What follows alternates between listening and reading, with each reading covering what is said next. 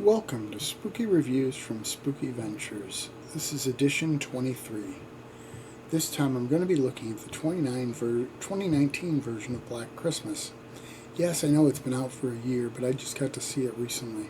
I probably wouldn't be reviewing it at this point in time were it not for the fact that I've already reviewed the other two versions of the movie, so it just seemed to make sense to do this one to complete the set. I had pretty high expectations for the movie because I tend to enjoy Blumhouse films. I also enjoyed both of the earlier versions of this film a lot. So perhaps some of my disappointment with this comes from the high bar I set for it. And when I say I was disappointed by the movie, keep in mind that it's in comparison to the other two versions. I wouldn't say that it's necessarily a bad movie at all. In fact, I enjoyed it to a large degree. It is definitely the weakest of the three versions of the film, though.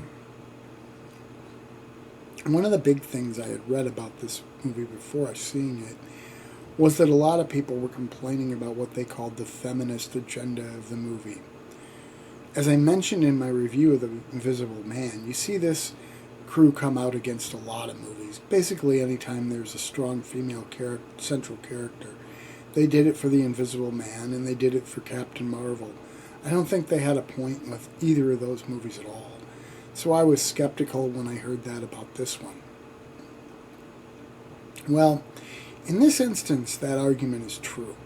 There is a very female-centric theme to this movie, and it's actually contrasted to a misogynistic viewpoint.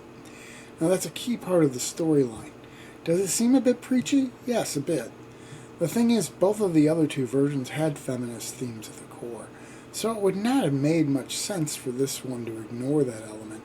The big difference is that the themes were a bit more in the background in those earlier versions, while it's brought right up front this time. I think it feels a bit contrived this time around. I have two other issues with this movie. First, the opening section is very slow burn oriented.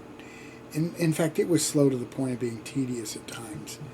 The ending section gets a little cheesy over the top in an action-adventure way. Both of those things were weaknesses to the movie, in my opinion.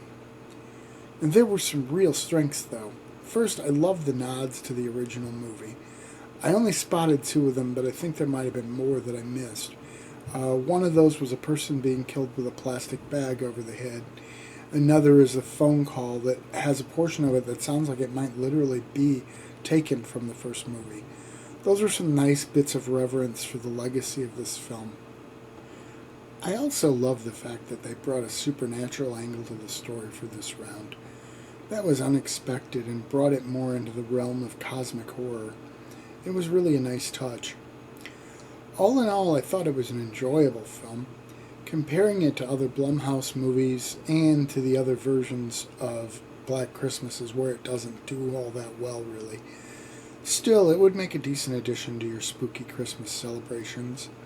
Maybe sitting and watching a marathon of all three movies would be fun, although this one might be a little bit of a letdown compared to the other two.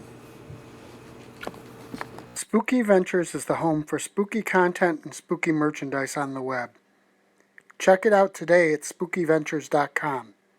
And remember, always keep it spooky.